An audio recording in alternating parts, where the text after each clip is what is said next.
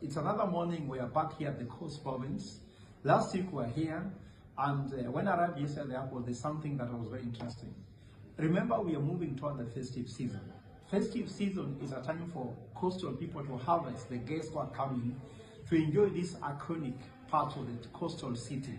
Mombasa, Malindi, Lamu, Kwale, Taita Taveta, you go all the way to Tanariva and the rest. This is their time to harvest when the guests come to see this iconic part of the city called the coastal line. But unfortunately, the taxi driver who normally picked me told me that he waited at the airport from 1 o'clock. My flight landed at 7. He was hoping that if he came to the airport by 1 p.m., he will get so many guests and do some business. He told me his app was quiet. No one was calling. People are not traveling. I was on Skyward flight from Nairobi coming to Mombasa. The flight was half empty, if not a quarter full. That shows that the coast is not booming. I go along, I was in Bamburi. I was in Bogolulu. Actually, I had dinner yesterday in my favorite hotel, which is called Flamingo. I didn't see many people. I was at Naivas Bamburi. Normally, when the festive season, people have money. The Naivas Bamburi is always full with foreigners, not foreigners here, meaning that local tourists, let's say Kenyans who have come for holiday and shopping. I went to the car that normally people hire cars out. The car has were just waiting. Kenyans are only who are trying to do holiday here, out here boarding motorcycles and the rest. It means that there's no money. It means the economy is suffering. It means nobody has money in their pocket. While someone says that he has stabilized the economy, they're telling us they want to build roads. They're telling us they want to build airports, but does not put money on people's pocket, on stable jobs. Of course, he says when he builds these roads, he builds this affordable housing, he builds this airport, he believes that he'll give Kenyans some casual jobs. But economy cannot be run on casual jobs because those are people we call the low-income earners. We need to build high-income earners to grow our middle class so that the middle class expanded can expend money in our economy. That the people do holidays, the people have extra coin to spend on the economy. But if you're growing the casual jobs, how will they go to hotels? How will they consume high-impact products that can make people actually grow the economy? And I want to tell Mr. President that I've looked at what he's talking about, building Rironi Mau Summit at around 250 billion shillings. It means that 1 kilometer will cost around 1.5 billion.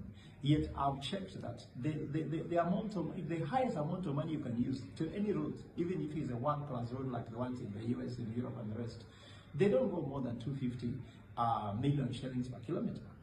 Which material is he using to build a road of 1.5 billion per kilometer? And then at the same time, this very road, he's double taxation because we are paying fuel levy. At the same time, people are going to be paying toll fees. So between Rironi and Mau Summit, the 174 kilometers, you'll be spending around 2,500 just on taxation, which is fuel levy, and then 2 toll fees. It will make the travel between Nairobi and Nakuru 2,500 more expensive than it was. For what reason? Without an option for people who cannot afford it. Some tell Mr. President, you cannot grow the economy based on those things you are saying. Building road is going to benefit your pocket by you making more money because you are actually is full of corruption. If you want to create sustainable jobs, we need manufacturing, we need production, we need people to, wheels of the economy to move so that money can move in the region. But as you're saying to say it, I don't get it. And I can tell you, the so-called fast one, because there's nothing like fast one, but let's give you the benefit of doubt. Your so-called fast one has not created casual jobs, they have created permanent jobs. Permanent and pensionable jobs. Every Kenyan wants to get a job which is permanent and pensionable. If you think kazi ni kazi and any job matters, then why don't your kids do these casual jobs? Why don't you give your kids do these casual jobs? If you think kazi ni kazi, ask any parent, do they want to be driving their car on the road, meeting their children with a spade, with a fork that they're building a road? Do you want to see that our parents want to see their kids working in Mijengo? Everybody wishes their child to be a doctor, to be an engineer, to be a professor, to be a businessman, a woman.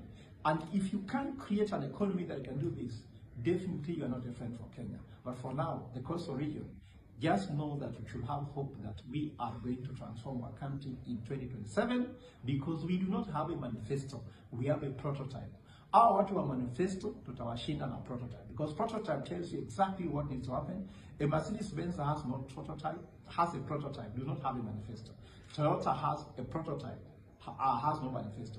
A ship landing in the coast, a ship is not built in manifesto. A ship has to build with a prototype. Everything you want to do, even a phone you're using in your hands now to watch this clip, is they use a prototype to build it. Safaricom builds prototypes, they don't build manifestos. So we have to change a country of prototypes, not a country of manifesto, which is a political tool to mislead people and no one implements. Thank you, God bless you, and God bless Kenya.